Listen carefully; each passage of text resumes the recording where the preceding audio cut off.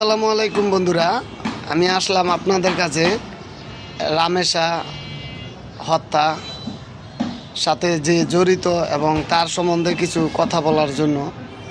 রামেশা এই ছোট্ট বোনকে যারা হত্যা করেছে, যে হত্যা করেছে, তার যেন দৃষ্টান্তমূলক শাস্তি হয়, আইনের আওতায় এনে তাকে যেন সুন্দরভাবে বিচার করা হয়, সেটাই আমরা চাই।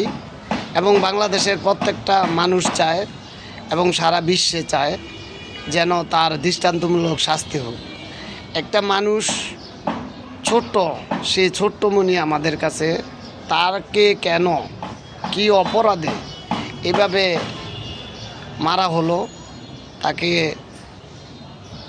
এতগুলা টুকরো করার কি দরকার ছিল এবং তাকে ধর্ষণ করার কি দরকার ছিল, সেই বিচারটা যেন সুন্দরভাবে সরকার করে, সেই দৃষ্টি আকর্ষণ করে কিছু কথা বলে যাচ্ছি।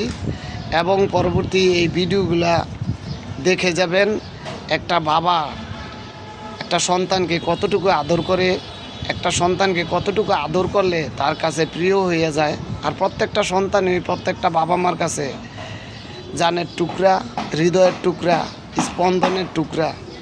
তবে এই ভিডিওগুলো দেখলে আপনার কাছে চোখের পানি আপনার আইসা পড়বে, আমি গ্যারান্টি দিতে পারি।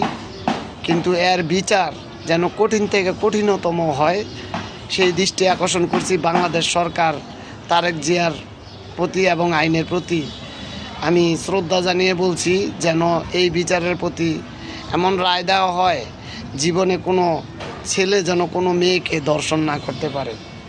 আমি সেটাই চাই এবং সেই কথাটাই বলার জন্য আজকে এই ভিডিও আমার। তবে ভিডিওগুলো দেখে যাবেন আমার এই কথা। আজকের এই ভিডিও যে মা বাবা ভাই বোনেরা আমার এই ভিডিওটা দেখছেন, দয়া করে একটা করে শেয়ার করে দিবেন, লাইক করে দিবেন।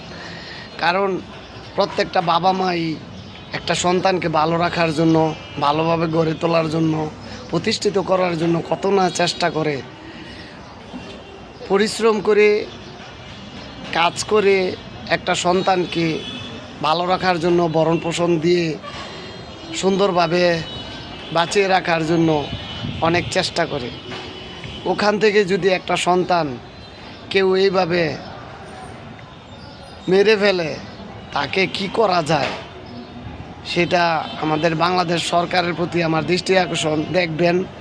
এবং এই বিচার যেন এমন বিচার হয় যাতে সারা বাংলাদেশের মানুষ গর্জে ওঠে এবং আপনার বিচার কার্যকলাপ অনেক